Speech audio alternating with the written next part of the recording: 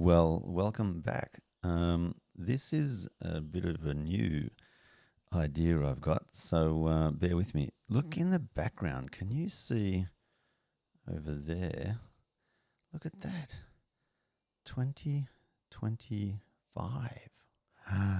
What the heck? Happy New Year. I can't believe it. We made it into 2025. I am going to be 60 years old this year in 2025. I never thought that I would get to the age of 60. I remember being in high school in a class which was boring the death from me. And I calculated how old I'd be in 2025. This is back in probably 1985, or even, no, wouldn't be 85. 1980 probably. Goodness. And that still, by the way, feels like a few years ago to me. 1980 does not feel like not 60. What's that going to be? 40 years, 40, 50 years ago. Far out.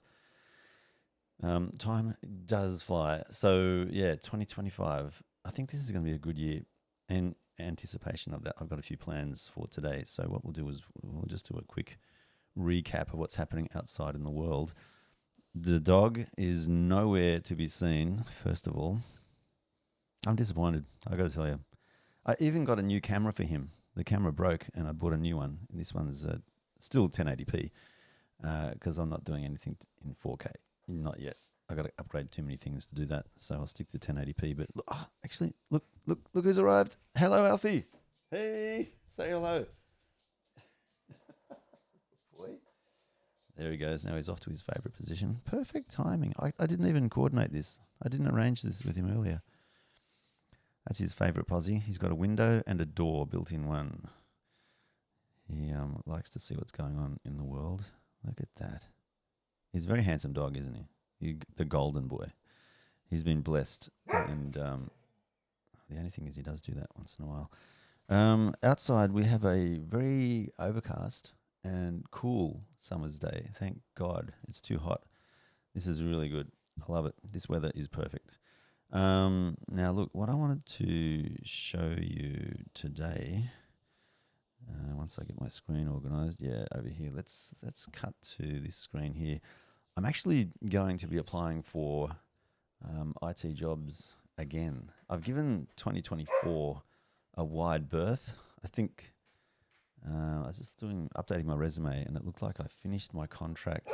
My last IT contract was finished up in June 2023. Hang on, was it June 2023? I'm pretty sure it was, yeah. And then I spent 6 months in 2023 trying to get a job back in IT, and it was just so competitive and so few opportunities that I gave up at the end around about October, and I applied for jobs around here where I live locally, and I got a job in Signub. If you know, you know. And Signub put me on in November of 2023, and I've been there through 2024. So I spent a year and a bit there now, coming into January 2025.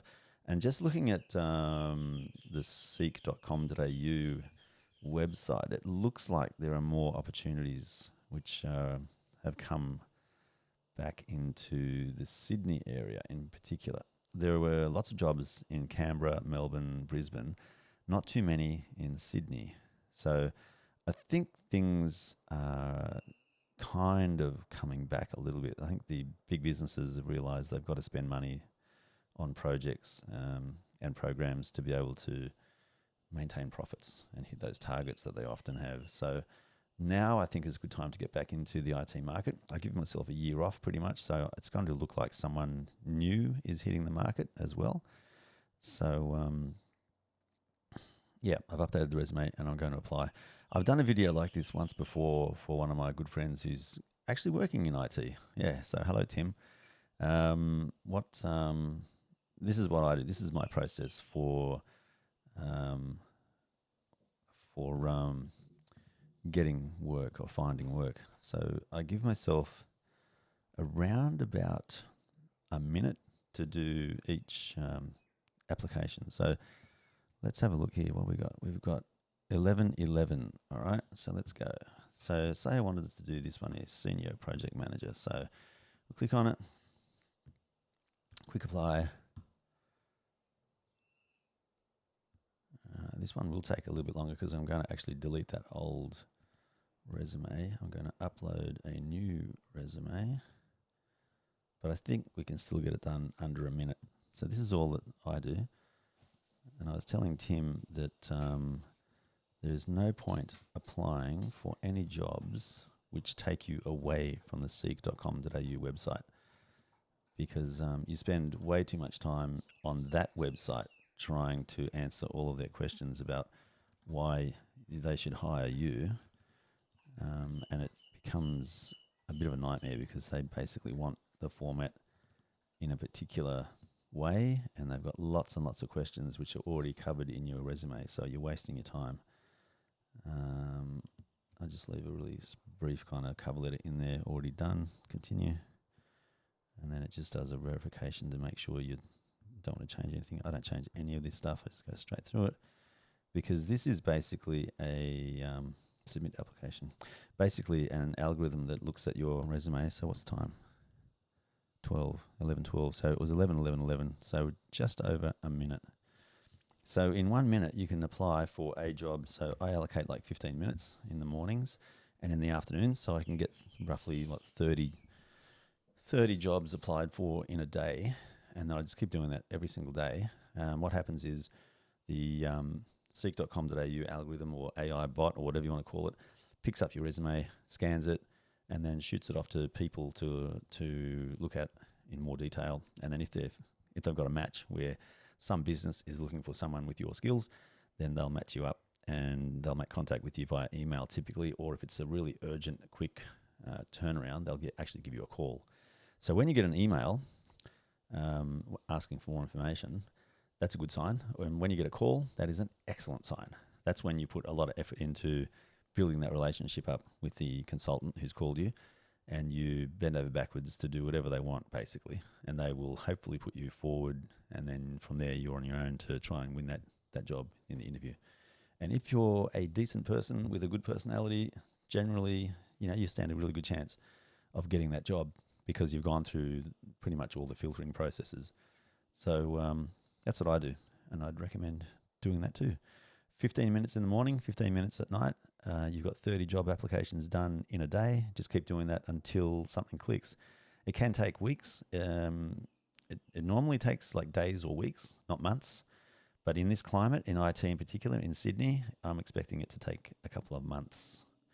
I'm used to days or weeks, but just from what I've been through in the last year, big companies are getting rid of their luxurious roles, and project management is a luxurious role because they pay so much money for that skill set, and they can ask business analysts and people on a team to fill in where the project manager normally does functions. But of late people are expecting more from individuals, so they're asking people like business analysts to also do the project management role, or vice versa, project managers to do business analysts functions as well.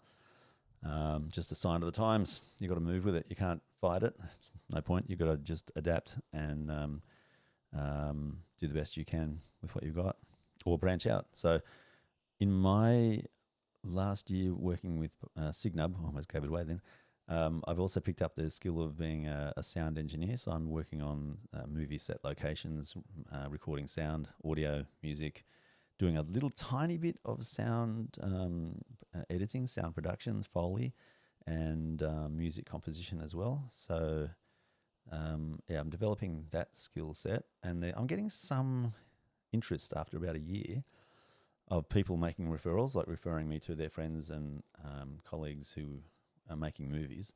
So if you put in the effort to do something that you're interested in and turn it into a money-making venture, it can work as well. Like I got paid $850 for a job recently, my most recent one. Now I'm looking at quoting on another job, and I'm going to be quoting it around about $1,250 a day, $1,250 a day to do sound on movies.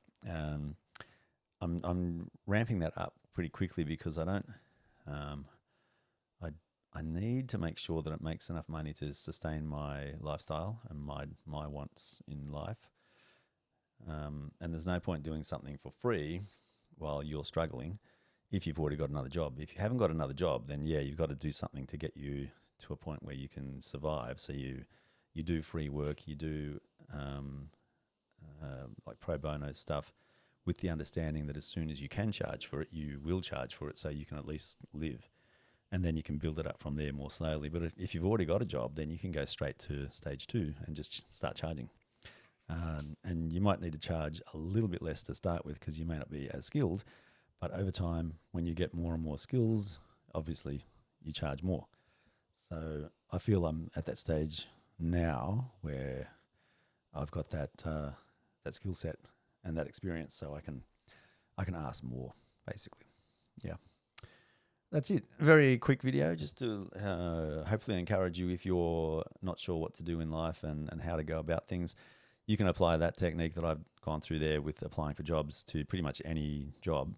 All you've got to do is make sure you're not lying, you're telling the truth, you're a good person, and you're there for the long-term mutual benefit, not to take, but to give and take, which is what life is all about. So if you have that understanding where you're a decent human being and you're honest and you want to help people and you're expecting them to help you as well, then it'll work. It just takes time to work out who to trust, who to work with, and why. But it does work. So yeah, it's a long-term game plan. If you're into short-term wins and you lie and cheat a lot and just try to take, then be prepared for a short-term contract, because people don't respond well to that. And you can act it for a while, but you get burned out with that too, so it falls apart pretty quickly. So you've got to really work on being a decent person, number one, and then that everything comes out from that. When you apply what you've learned from life, the good and bad lessons, and you become a decent person, then you can get decent results. Yeah, and sometimes if you're super prepared and you learn from other people's mistakes and your own and apply that, then you'll become better and better and better anyway and become someone of value. And the ones who recognize it, they're the ones that you want to work with anyway.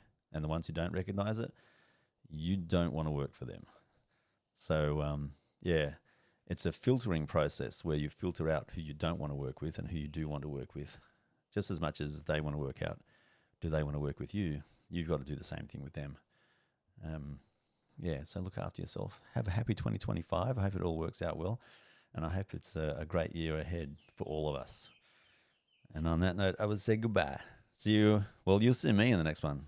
I don't see you. I see a camera right there. But you see me. And I'm hoping this does reach you and does, encourage you in some way to keep going. Don't give up. Life is just about that. Once you give up, that's it. It's over. So the trick is not to give up. And the other bit to that is to work out, is it worthwhile to not quit, to do this thing that you're doing? That's hard. That's where wisdom comes in. So you have this balance of, I'm not going to give up, but I'm sure this is the right thing to do. And if you're not sure this is the right thing to do, then it's probably best to give up and do something that you are sure about. Yeah, because you get one chance at life. This is it. Make 2025 the good year. Okay, take care. You will see me again soon, and I hope to hear from you in the comments or whatever. Do that. That'd be a good way to get a two-way communications going. All right, take care. Bye now.